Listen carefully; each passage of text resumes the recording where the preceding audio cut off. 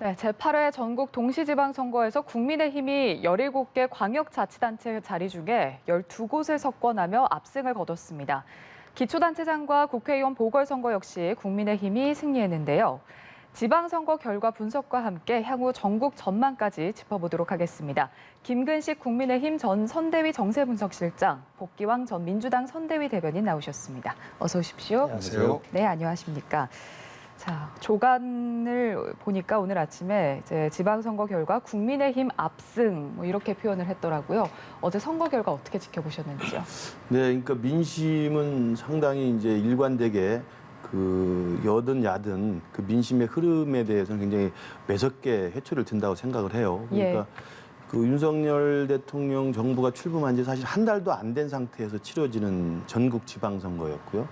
그리고 이제 그 국정 운영에 대해서 일정 정도의 뭐 논란이 인수위 기간에 있었지만 정부 출범 이후에는 상당히 많은 긍정적인 소통의 행보, 그다음에 청와대를 용산으로 옮기면서 가졌던 긍정적인 효과, 그리고 또 바이든 대통령과의 정상회담을 통해서 한미 동맹을 좀 공고히 한 것들, 이런 것들이 계속 이제 쌓여가면서 정부에 힘을 실어야 된다는 국정 안정론이 일정 정도의 민심의 바람을 형성했던 것 같습니다. 그래서 이제 그런 것들이 실제로는 지방선거에 이 광역단체 선거에서 국민의힘의 압승을 가져온 것으로 보이고요. 그러니까 이것은 사실은 정부 초반에 힘을 실어야 된다는 건 당연한 그 민심의 향방이 있었던 거고, 거기에 더해서 제가 볼 땐 국민의힘이 잘했다는 것도 있겠지만 민주당이 못한 측면이 좀 더 저는 크게 작용을 했다고 생각합니다. 민주당이 대선에서 졌음에도 불구하고 이제 막 젖잘싸라고 하는 분위기 속에서 한 번 더 대선 연장전을 치르면서 한 번 더 해보자라는 식으로 해서 대선 때 패배했던 사람들의 주요 얼굴들이 그대로 또 전면에 부각을 시킨 거 아니겠습니까? 윤호중 비대위원장이 그대로 맡고 있고 원내대표 하셨던 분이고 당대표 하셨던 송영길 당대표가 서울시장으로 나오고 또 대선 후보였던 이재명 후보가 인천 계양을로 갔기 때문에 국민들이 봤을 때 특히 중도층에 있는 분이 봤을 때는 아, 민주당은 반성할 줄 모르는구나. 이런 아마 좀 부정적인 인식들이 저변에 깔려 있었다고 생각을 합니다. 그게 아마 낮은 투표율, 그다음에 심지어는 이재명 후보를 대선에서 찍었던 분들조차도 이재명 후보나 민주당을 좀 외면했던, 그래서 선거 자체를 포기했던 이런 경향이 있지 않았나 싶어서 저는 국민의힘에게 힘을 좀 실어주자는 안정론, 그리고 민주당의 반성 없는 행태에 대한 일종의 회초리, 이게 결합해서 이런 압승의 결과가 나오지 않나 싶습니다. 민심이 국정 안정론에 조금 더 힘을 실어줬다 이렇게 분석을 해주셨는데 어제 뭐 새벽까지 잠을 좀 주무셨는지 모르겠습니다. 네, 결과를 어떻게 보셨는지요? 우리 김 위원장님은 이기고 주무셔서 그래도 쪽잠이라도 잘 주무셨을 텐데 지고잔 저는 자는 둥 마는 둥 했습니다. 말씀하신 것처럼 정말 민심의 무서운 회초리, 대선 결과가 근소한 차이였던 것처럼 졌던 지역도 사실상 근소한 차이지만 그 승패를 그런 표 차이로 내주신다라고 하는 것은 김동연 후보가 그런 말을 했었잖아요. 회초리를 때리시더라도 씨앗만은 남겨달라 이런 말씀을 하셨는데 정말로 씨앗만 남겨주는 이런 선택을 우리 유권자들께서 하신 것 같습니다. 그리고 이번 선거의 결과를 보면 결국은 상식대로 흐른다라는 것이 확인된 것이요. 지난번 대선 전에 이번은 대통령 취임하고 나서 불과 22일 만에 벌어지는 지방선거이기 때문에 대통령을 어느 정당에서 배출했느냐에 따라서 결국은 독식이냐 아니면 폭망이냐 이렇게 결정될 거다라고 예측을 했었는데 결국은 그 예측 상식적인 범위를 벗어나지 못한 결과지요. 그래서 22일 만에 이렇게 뭐 지방선거를 하는 경우가 역대 한 번도 없었었고 그러하기 때문에 국민들은 여전히 새로운 정부에 대한 기대를 갖고 있는 것이고 민주당에서도 지금 새 정부에 대한 비판을 하면서도 윤석열 정부의 성공을 바란다라는 말을 꼭 함께 놓지 않습니까? 그만큼 이제 국민들의 정서에 반하지 않는 표현을 하고자 노력하고 있는 것인데 그것이 이번 선거에 그대로 나타난 것이라 사실상 이번 6일 지방선거의 결과는 윤석열 대통령에게 힘을 실어주는 결과다. 이렇게 결론 지는 것이 맞고 여기에 부수적인 어떤 효과로 민주당 내에서 제대로 반성하지 않는 모습 그리고 자체 분열하는 모습 이런 것들까지도 함께 작용을 해서 어려운 어떤 국민들의 회초리를 민주당에서 세게 맞는 이런 결과로 작용하지 않았나 싶습니다. 예, 조금 전에 이제 전해드렸는데 지금 지방선거에서 참패한 민주당이 비공개 비상대책위원회 회의를 열고 이제 회의 끝에 지도부 총사퇴를 결정했습니다. 이 결정과 관련해서는 어떻게 보셨는지요? 저는 당연한 결정이라고 생각해요. 국민들에게 사실 이거보다 더 이른 시간에 국민들께 총사퇴 결정하고 새로운 민주당의 모습을 만들어내기 위해서 노력하겠습니다라고 하는 것이 타당하다고 보고요. 예. 대신에 우리가 불과 이제 2달 후면 새로운 지도부 선출이 있습니다. 그렇기 때문에 이제 2달 동안 임시로 전당대회 선거를 관리할 수 있는 이런 조직을 만드는 것인데 지금부터 2달 동안의 민주당의 내용이 다 극복될 수 있느냐? 저는 그렇게 보지 않습니다. 역대적으로 대선에서 패배한 정당은 예. 사실상 상당한 시간을 거쳐서 진통을 드러내고 그 진통을 드러내고 치유하고 갈등하고 하는 과정 속에서 다시 재탄생하는데 예. 지금은 짧게 봐도 새로운 지도부가 등장해서 갈등을 최소화시킨다라고 하면 정말 굉장한 정치력을 발휘하는 것일 텐데 그 지도부가 다음 총선의 공천권에 대해서 영향력을 행사할 수 있거든요. 예. 그래서 그 지도부가 전적으로 다 총선에 어떤 영향력을 100% 다 발휘할 수도 없습니다. 그래서 다음번 총선 때까지 갈등을 최소화시키고 총선 때에 유의미한 성적을 낼 수 있는 이런 과정을 가져가는 동안 민주당의 대선 패배 후유증으로부터 조금씩 벗어나는 어떤 그 과정을 겪을 것이라서 다음번 새롭게 만든 지도부 또한 굉장히 큰 짐을 안고 출발하는 것일 수밖에 없겠다라는 예. 생각을 합니다. 자, 일단 그리고 투표율이 최종적으로 50.9%좀 저조했습니다. 여야 모두 이 낮았던 투표율에 대한 의미를 좀 새겨봐야 할 것 같은데 왜 절반의 국민들은 이쪽도 저쪽도 찍지 않고 투표장에 가지 않았는지 이 부분에 대한 좀 해석을 해주신다면요. 그 역대적으로 보면 예. 대선보다는 총선이 낮고요. 총선보다는 지방선거가 낮은 게 일반적인 통설입니다. 그래서 예. 사실은 이제 지방선거가 보통 50에서 60을 왔다 갔다 하는 정도였는데 이번에 그중에 가장 낮은 투표율이 나왔다는 건데요. 저는 첫 번째로 들 수 있는 이유는 이제 정치에 대한 피로감이 누적돼 있었어요. 예. 대선이 3월 9일 날 치러졌는데 거의 모든 양쪽 진영이 최대 결집해서 진검승부를 치르는 선거였지 않습니까? 그게 선거운동 기간만 한 게 아니라 사실은 민주당도 그렇고 국민의힘도 그렇고 후보 선출 과정부터 하면 작년 10월부터 대선 레이스를 시작한 겁니다. 예. 6개월 동안 대선이라는 정치 그 상황에 국민들도 다 개입이 돼 있었던 건데 그리고 또 3달도 안 돼가지고 또 새 정부 출범한 지 1달도 안 돼서 또다시 한번 전국 선거를 하니까 국민들이 좀 지치는 피로감이 있었던 게 하나 있고요. 예. 두 번째로는 지지율이 낮다는 것은 그 지지율의 편차와 상관없이 일관되게 투표를 계속 하셨던 분들에게는 유리한 겁니다. 그게 뭐냐면 되게 나이 드신 분들, 고령층들은 날씨나 그다음에 민심과 또는 뭐 이런 거 상관없이 일단 투표장에 가실 준비가 항상 돼 있으신 분들이에요. 예. 그분들은 일관되게 투표율을 유지하시는 분들입니다. 근데 그분들 되게 보수 성향이 강하시죠. 그러면 역대급 지방선거보다 투표율이 낮다는 것은 그 나이 드신 분들은 그대로 투표를 진행했는데 젊은 분들이 투표를 안 했다는 것을 되게 확인되는 겁니다, 사실은. 그러면 예. 젊은 층이 투표장에 안 나갔다는 것은 일단적으로 보면 민주당의 불리한 구도를 분명히 갖고 있었던 거고요. 그다음에 이제 젊은 층들이 왜 그러면 투표장에 가지 않았을까 생각하면 대선만 해도 내 손으로 대통령을 뽑는다고 하는 주권자의 의식이 있었습니다만 지방선거는 내 손으로 구청장 뽑고 뭐 시의원 뽑는 거잖아요. 근데 젊은 층의 유권자분들이 거기에 큰 관심이 별로 없습니다. 그리고 또 수도권에 있는 젊은 층 분들은 되게 외지에서 올라오신 분들 많기 때문에 예. 그 지역에 대한 정체성이 그렇게 많지가 않아요. 그러니까 일꾼을 뽑겠다고 하는 그 자체에 대해서 큰 관심이 없고 또 하나는 이제 대선 때만 해도 이대남과 이대남과 젠더 갈등으로 인해 가지고 상당히 많이 결집하면서 관심을 가졌고 흥미롭게 자기도 개입을 했을 수 있었는데 예. 이번 지방선거는 딱히 이슈가 없었습니다. 그렇기 때문에 젊은 층의 유권자분들이 대거 사실은 투표를 포기하거나 이 지방선거 자체에 관심이 좀 낮았던 게 아닌가.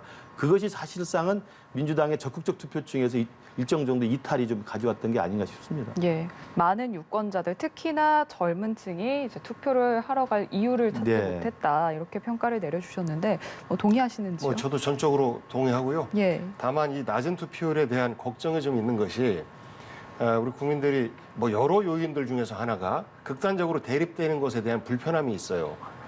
경기도에서도 그렇고 특히 충청권 같은 경우는 대선의 연장전처럼 네거티브 선거가 계속 이어져 왔었거든요. 예. 이런 것들에 대해서 불편함을 느끼는 중도층 국민들이 사실 투표에 불참하고 있는 모습을 보이는 것이라 결국은 양극단의 지지자들이 조금 자기의 극단적 주장을 좀 미루고 표현도 좀 부드럽게 하고 하면서 국민 통합을 위한 여러 가지 제스처들을 각 당에서도 하고 그리고 특히 대통령께서도 그런 모습들을 좀 보여준다면 저는 투표를 다소 끌어올리는 데에는 좀 유용하게 작용하지 않을까 싶은데요. 예. 사실 우리 시민들의 삶에는 대통령보다는 시장 군수, 구청장이 더 영향을 미치는데 뭐 여러 사람이고 그러다 보니까 판단에 대한 어떤 어려움 예. 이런 것들 때문에 외면하는 경향들이 좀 있는데 저는 다음번 지방선거 때는 조금 더 많이 참여해 주셨으면 하는 그런 바람을 가져봅니다. 알겠습니다.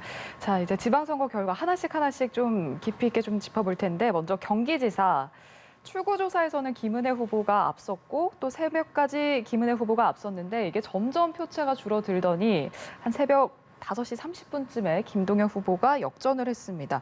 0.14%포인트 차, 8천여 표 차이거든요.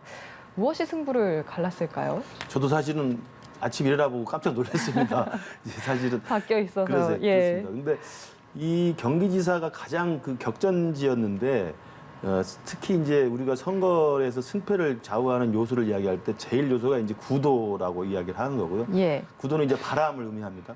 두 번째는 인물입니다. 인물이 누가 더 장점이 있고 그 적절성이 있는가. 세 번째가 이제 이슈, 그다음에 네 번째가 정책 이렇게 되게 이야기를 하는데 예. 지금 구도 면에서는 경기도에서 윤심을 얻은 김은혜 후보가 사실은 이재명 후보의 발탁으로 이 김동연 후보를 경기지사 후보로 냈던 것에 비하면 민심과 여론에서는 바람을 타고 김은혜 후보가 상승세를 가졌습니다. 근데 경기도 자체가 지난 대선에서 불과 3개월 전이지만 5% 이상으로 민주당이 이겼던 것이기 예. 때문에 그 탄탄한 그 지역적 기반이 있는 것이고요.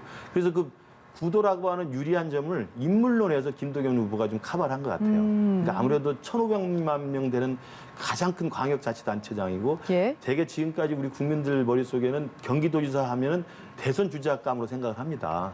대선 주자감 정도로 이제 인물론을 생각을 하는데 김은혜 후보가 훌륭한 분이긴 합니다만 일단 예. 초선에 국회의원을 하시다가 나오신 분이고 그래서 그 김동연 후보 같은 경우 이제 기획재정부 장관과 부총리를 하셨고 또 대선 출마까지 하셨던 분이기 때문에 그런 경제 전문가로서의 경륜 같은 것에서 인물론에서 조금 그 바람의 어떤 부족한 부분들을 상쇄하지 않는가 싶었고요. 그러니까 초박비호로 붙은 거죠. 예. 거기에 마지막 이슈 측면에서 김은혜 후보에게 좀 악재들이 몇 가지 의혹들이 좀 제기가 꾸준히 되지 않았습니까? 예, 예. 또 선거 막판까지 재산 뭐 축소 신고 의혹까지 있어가지고 그런 것들이 복합적으로 결합이 되면서 물론 사실 0.15%라는 퍼센트 포인트라는 게 8,000표 차이라는 게 그것 때문에 이기고 졌다는 걸 명확히 우리가 분석할 수 없을 정도의 정말 안타까운 성적입니다만 예. 굳이 분석을 해본다면 그런 식의 저는 구도에서 이겼으나 인물에서 좀 상대적 열세였고 이슈면에서 좀 불리한 악재가 있지 않았나 저렇게 생각을 합니다. 강용석 후보가 5만 4천여 표를 얻었거든요. 네. 그러니까 좀 결과론적이긴 하지만 강용석 후보가 가져간 이 0.95%의 표가 이제 결과적으로 좀 국민의힘에게 좀 아쉽게 된 것 같은데요. 저는 그렇지는 않다고 봅니다. 이제 예. 선거라는 것은 그 누구 한 분이 무소속으로 나와가지고 표를 뺏어갔다고 생각을 결과론적으로 합니다만 예. 비슷한 게 2010년의 지방선거 때도요. 서울시장에서는 오세훈 후보와 한명수 후보가 붙었는데 정의당에서 그때 노회찬 후보가 나와서 3.3%를 가져갔습니다. 예. 그때 한명수 후보도 1%가 안 되는 표차로 졌거든요. 그때 일부 민주당 지지자들이 노회찬 후보를 욕을 많이 했습니다만 절대 그렇게 구도가 되지 않습니다. 그리고 이제 그때 2010년 선거에서도 경기도에도 마찬가지였습니다. 예. 그 당시에 국민차별하고 나왔던 유시민 후보로 단일화돼가지고 유시민 후보 대 김문수 후보가 됐습니다만 심상정 후보가 선거 3일 앞두고 사퇴를 했는데 심상정 후보를 지지했던 정의당 당원들이 대거 무효표를 던짐으로써 사실 김문수 후보가 이기거든요. 예. 그러니까 사실은 단일화라고 하는 것이 반드시 강용석 후보 갖고 있었던 그 표가 단일화했다고 그래서 김은혜 후보 간다는 보장도 없고요. 오히려 또 그것이 중도층에 있어서의 김은혜 후보에 갖고 있는 합리적 이미지를 훼손하는 측면도 있기 때문에 강용수 후보의 그 표가 왔으면 이길 거라는 것은 결과론적인 분석이지 제가 아는 한 정치 특히 선거 공학의 측면에서는 큰 의미는 없다. 그리고 오히려 강용수 후보가 그것 때문에 우리 국민의힘이 아쉬워서 영입을 해서 모셔온다고 한다면 그 이후의 부작용들을 어떻게 하겠습니까? 예. 저는 정리를 잘했다고 생각합니다. 알겠습니다. 자, 경기지사에서 선거에서 김동연 후보의 인물론이 이제 민심을 택하게 했다 이렇게 평가를 내려주셨는데 김동연 후보가 지금 장관 출신이잖아요. 네. 김동연 후보의 인물적인 경쟁력이 이번 선거에 승패를 갈랐다라고 봐도 될까요? 그러니까 저희가 생각이 달라야지 저도 다른 말을 할 텐데 거의 같은 비슷한 생각이신가요? 생각을 다 말씀하시니까 드릴 예. 말씀이 별로 없어서 저희가 가정을 해보면 예. 만약에 유승민 후보가 경기지사 후보가 됐다라고 하면 예. 아마도 이런 성적을 못 냈을 것 같다라고 아찔한 생각이 들기도 합니다. 그런 정도로 사실 유권자들이 볼 때 김동연 후보와 김은혜 후보의 인물의 무게 차이는 많이 나는 것이죠. 예. 검증된 부분에 있어서도 김동연 후보는 많이 검증된 것이고 김은혜 후보 같은 경우는 사실 그 반짝 스타 같은 느낌 아니겠습니까? 그리고 순전히 윤 어떤 대통령 바람에 의지한 이런 선거를 하고 있는데 우리 국민들이 뭐 그렇게 만만치 않다라는 것을 보여준 것이고 민주당 입장에서 볼 때는 아까도 말씀드렸던 것처럼 그래도 씨앗은 남겨두겠다라는 어떤 그 메시지를 주신 것 아닌가 이렇게 해석하고 있습니다. 예, 김동연 후보의 경쟁력이 입증이 됐다. 네, 그렇습니다. 이렇게 평가 내려주셨는데 또 최대 관심지였던 인천 계양을 이재명 후보가 당선이 됐습니다. 55.24%, 44.75%의 윤영선 후보를 이겼는데 자, 일단은 이겼지만 이재명 후보가 이겼지만 이제 뭐 후보의 입지를 고려하면 격차가 그렇게 크지 않았다 이런 평가도 나오고 있거든요. 어떻게 생각하세요? 제가 이제 이재명 이제 의원이죠. 예. 이재명 의원을 얘기를 하면 정신이 좀 혼란스럽습니다. 공천 과정서부터 해서 국민들이 의아해하는 공천이었죠. 그러니까 송영길 후보 기왕의 서울시장 후보로 낼 것 같았으면 예. 사실상 본인은 멈춰 있고 당에서 마땅한 후보가 없으니 선당우사 해주세요라고 강권해서 마지못해 나오는 모습으로 당을 위해서 희생하겠습니다라고 해야 후보의 격이 살고 지지자들도 저렇게 희생하는 정치인이 바로 지도자다라고 하면서 지원을 해줄 텐데 그게 아니었지 않습니까? 예. 후보를 사실 거의 흠씬 두들겨 패서 엉망을 만들어 놓고 후보를 만들어 놓은 거고 이재명 후보 같은 경우에도 똑같습니다. 똑같은 과정을 거쳤으면 출마에 대한 명분도 당내에서 이견 없이 통일될 테고 할 텐데 그런 부분에 대해서 민주당 내에서도 통일이 안 됐는데 국민들, 특히 또 국민의힘 입장에서는 5년 후에 가장 뭐 지금 앞서가 있는 대권 주자인데 최대한 상처를 내야 되지 않겠습니까? 그래서 사실 그 폭탄을 이번에 다 맞은 그런 결과를 그런 걸 보면 결과면에서 볼 때 10% 정도 차이 물론 아쉽지만 그래도 정치인 이재명 입장에서는 다행스러운 결과 아닌가 싶어요. 그런데 이번 선거는 두 가지가 있습니다. 이재명에게 있어서는 하나는 보궐선거 7명 후보 중에 1명 후보자로서의 자기 입장이 있는 것이고 또 예. 하나는 전체 보궐선거와 지방선거 전체에 대한 책임을 지는 상임선대위원장으로서 이 위치 예. 이 두 가지가 있는데 결국 7명 중에 1명으로서의 후보의 역할은 성공했습니다만 상임선대위원장으로서의 역할을 성공했는가라는 부분으로 볼 때 비록 경기도는 지켰습니다라고 하지만 많은 분들이 김동연 후보의 그런 인물론에서 우위 이것을 보고 경기도를 지켜줬다라고 평가를 하는 부분이 더 클 것으로 저는 생각하기 때문에 예. 더 큰 역할에 있어서의 부족함 이런 것들이 아마도 그 민주당 내에서 지지자들도 많이 함께 그렇게 생각하고 있을 것이라고 저는 생각해요. 그렇게 보면 향후의 당권 도전이라든지 또 다음 대권 주자로서의 이미지 관리라든지 이런 부분에 있어서 굉장히 험로가 앞에 놓여져 있는 것 아닌가 이렇게 생각합니다. 예. 인천 계양을 결과 어떻게 지켜보셨는지요? 저도 이재명 후보가 인천 계양을로 느닷없이 날아간 것부터가 민주당의 이번 지방선거 전략의 첫 단추가 잘못 끼워졌다고 생각을 해요. 예. 사실은 대선에서 패배한 패장은 그게 아쉽게 졌든 어떻게 졌든 간에 자숙과 반성과 성찰의 시간을 보내는 것이 국민들의 일반적인 시선입니다. 예. 좀 쉬어도 되는 거 아니겠습니까? 열심히 했고 또 아슬아슬하게 졌으면 더욱더 또 자기 스스로 돌이켜보는 시간을 갖는 게 좋은데 대선이 끝나서 3달도 안 됐는데 사실은 그것도 굉장히 편하다고 생각하는 곳으로 그것도 민주당 내에 합리적인 토론이나 어떤 구체적인 합의 없이 날아갔다는 것 자체가 예. 많은 분들한테 이제 의아해할 수밖에 없는 상황이 된 것이죠.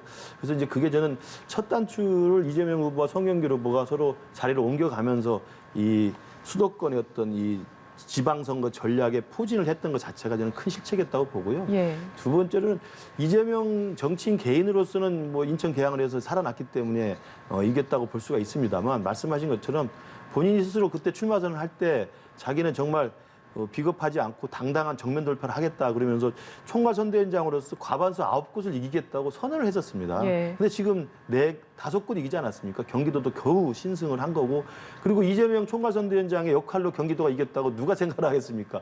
오히려 총괄선대위원장이 지역을 돌아다니면서 전국에서 선거운동을 지원해야 되는데 민주당 지도부가 오히려 개항을로 가서 도와주는 형국이 됐기 때문에 예. 저는 총괄선대위원장으로서의 지방선거 이 패배가 비단 비대위원들의 전격 사퇴뿐만 아니라 저는 이재명 후보 자체, 이재명 의원 자체의 정치적 책임, 정치적인 그 향후의 패배에 대한 책임도 어떻게 질 것인지를 분명히 국민들이 물을 거라고 봅니다. 예. 저는 그런 차원에서 이재명 의원에게는 국회에 진입을 했습니다만 제가 볼 때 정치적으로는 상당히 큰 시련 그리고 큰 저는 압박감에 지금 사로잡힐 거라고 생각합니다.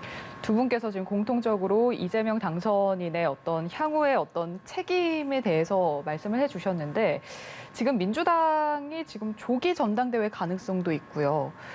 향후에 이제 이재명 당선인이 당권 도전을 할 거다 이렇게 보시는지요? 여기에 대해서 어떻게 생각하세요? 그러니까 일반적으로 이번에 보궐선거에 출마를 하면서 당권에 도전할 것이다라는 것이 일반적인 예측이었었는데 예. 결국은 지방선거가 이렇게 큰 참패의 결과를 가져왔기 때문에 그것을 또 책임지는 모습을 보이지 않고 당권에 도전한다라고 예. 하면 당내가 굉장히 분란에 휩쓸릴 가능성이 높을 것 같습니다. 그런데 이제 이재명 후보의 지금까지 선택은 우리가 생각했던 그냥 이 정치 초식이라고 얘기하지 않습니까? 예. 구사하는 초식이 좀 달라서 어떤 선택을 하게 될지 예측을 좀 하기가 어려운 측면이 있습니다만 많은 분들이 생각할 때 당을 제대로 그 내용을 봉합하고 이재명 후보는 당의 어찌 보면 최고 어른 아니겠습니까? 예. 그 뒤에서 어느 계파에 어느 진영에 치우치지 않고 그것을 관리하고 조언을 해주는 이런 역할을 할 때 향후 그 대선 후보 그 이재명의 입지가 생길 수 있는 가능성이 있지. 지금 만약에 다른 그 계파나 정파에 맞서서 예. 당권을 내가 바로 쥐고 운영하겠습니다라고 하면 이 부분은 상처로만 귀게될 가능성이 저는 매우 높아 보인다라고 생각하고 있어서 좀 걱정스러운 측면이 있습니다. 저도 이제 그 부분은 상대 당이기 때문에 제가 전망하는 게 조심스럽습니다만 그동안 이재명 그 당선인의 행보나 결정 과정을 보면 저는 8월 전당대회에 나올 가능성이 높다고 봐요. 그러니까 예. 왜냐하면 이제 이재명 식의 어떤 이 지방선거의 패배에 대한 돌파는 그러면 내가 앞장서서 당을 변화시키겠다.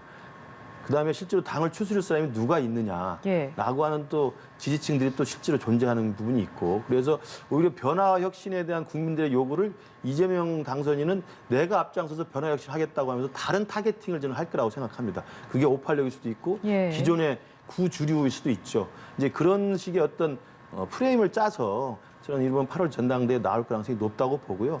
왜냐하면 8월 전당대회에 나와서 당권을 잡아야 내년 총선 아까 말씀하신 것처럼 총선에 대한 리더십을 발휘할 수가 있고 예. 그래서 사실은 민주당 내에서 이재명 그 당선인이 확고한 자신의 입지를 찾을 수가 있지 않습니까? 이재명 당선인이 사실은 민주당에서는 주변부에 있었지 않습니까? 주변부에 예. 있다가 이번 대선 후보로 됐기 때문에 여전히 당내 주류는 이재명계가 아니다는 생각들이 굉장히 강한 걸로 제가 알고 있어요. 그래서 아마 당을 추스릴 사람이 나밖에 없고 당의 혁신을 오히려 내가 알아서 하겠다고 하면서 그 당의 이 문제점에 대한 책임을 다른 데에 좀 화살을 돌릴 가능성이 있다. 저는 이번에 김포공항 이전을 느닷없이 하는 걸 보면서 우리 이재명 후보라는 분은 정말 오늘 박지원 전 국정원장이 재밌는 표를 썼습니다만 예. 사생 당사라고 하지 않습니까? 자기는 살고 당은 죽어도 좋다는 시기에 있던 그런 공약 논란이 있었기 때문에 저는 이번에 이 위기의 민주당도 이재명 후보는 그 이재명스러운 돌파 방식은 자생 당사의 방식으로 가지 않을까 저는 그런 생각이 조심스럽게 듭니다. 물론 내 개인적인 내피셜입니다만. 예. 민주당이 16년 만에, 그러니까 2006년 지방선거 이후 16년 만에 참패다 지금 이런 평가도 나오고 있는데 앞으로 민주당이 좀 쇄신하는 모습, 반성하는 모습, 좀 변하는 모습을 또 국민들에게 보여줘야 하지 않겠습니까? 자, 앞서서 박지원 위원장이 586 용태론을 꺼내 들었잖아요. 세대 교체가 될 가능성에 대해서는 어떻게 보시는지요? 2002년 지방선거에서 이명박 대통령이 서울시장 당선될 때 예. 그때 완전 패배. 그 당시에 아마 서울시 의회 의원 중에서 비례대표 민주당 한 명밖에 안 됐었을 예. 거예요. 그다음에 2006년에 그거보다는 조금 덜하지만 패배. 그러다가 이제 2010년도부터 다시 이제 들어오기 시작을 했는데 예. 저는 우리 국민들께서 좀 일하는 스타일을 바꿔보자. 일꾼들을 좀 바꿔보자. 라는 심리가 작동하지 않았나 싶습니다. 그리고 그동안 실무자로서 또 어떤 경우는 지도자로서 활동을 해왔던 사람들이 지금의 50대, 과거 87년 민주화 운동을 대학생의 신분으로 참여하고 이끌어왔던 이런 세대들을 과거에는 30대 때는 386, 486, 지금 이제 586이라고 얘기를 하는데 예.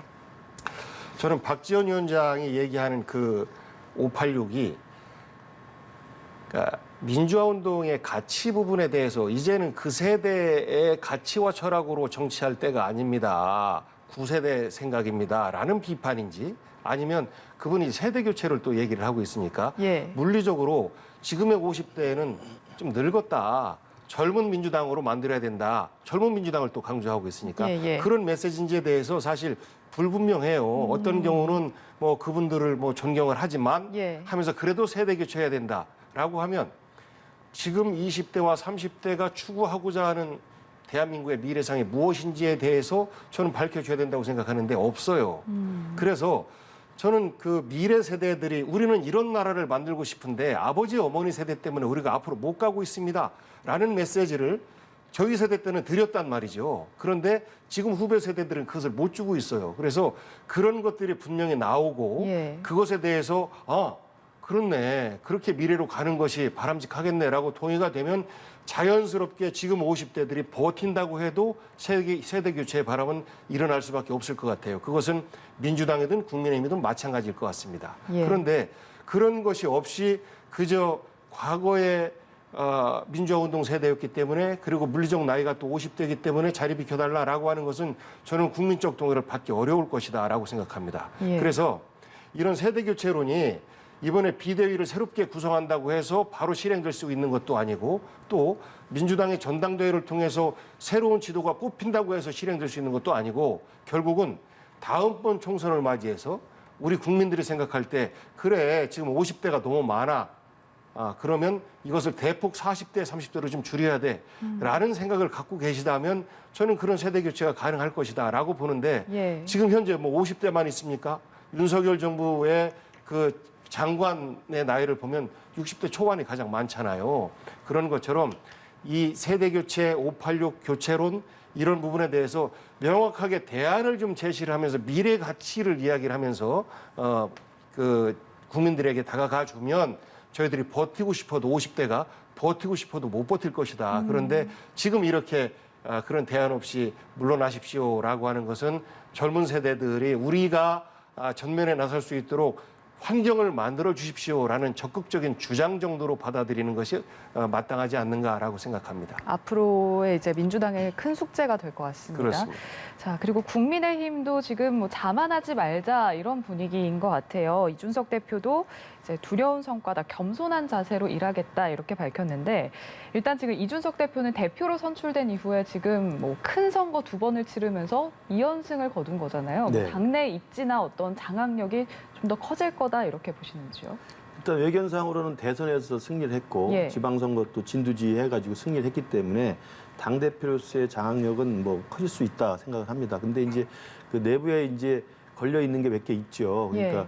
지금 윤리의 뭐 그 징계 논의를 시작하겠다라고 돼 있습니다만 그 부분이 어떻게 정리가 돼서 마무리가 될지가 이제 하나의 변수가 남아 있고요. 예. 그리고 또 하나는 이제 윤석열 정부가 등장하면서 당정 간의 그 관계라고 하는 것을 어떻게 조율해서 그걸 만들어낼 것인가도 저는 관건이라고 생각을 합니다.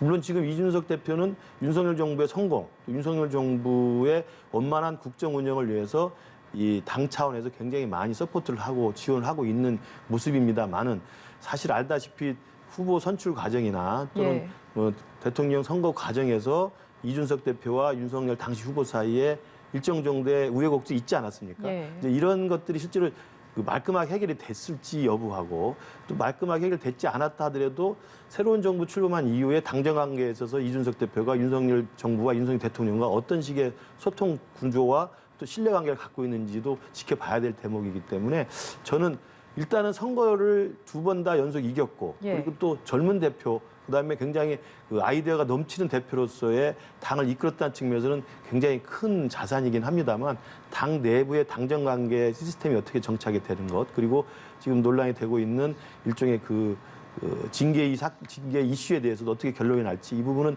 여전히 남아있는 변수로 작용한다고 생각합니다. 예.